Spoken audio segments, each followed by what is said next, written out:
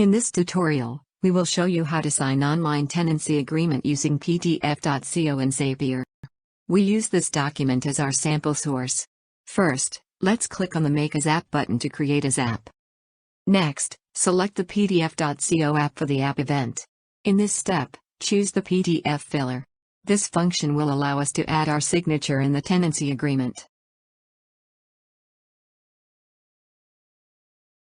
Now, let's connect our PDF.co account to perform the Zap.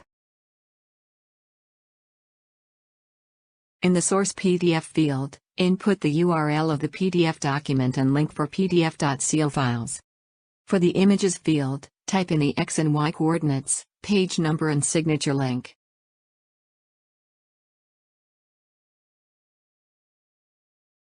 Now, we can test and review our file to make sure there are no errors. Excellent. PDF.co processed our request successfully. You can use the PDF.co generated URL to view the result.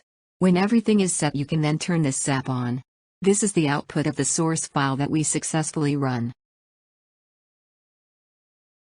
For more tutorials, you may visit our YouTube channel or on our website. Thank you for watching.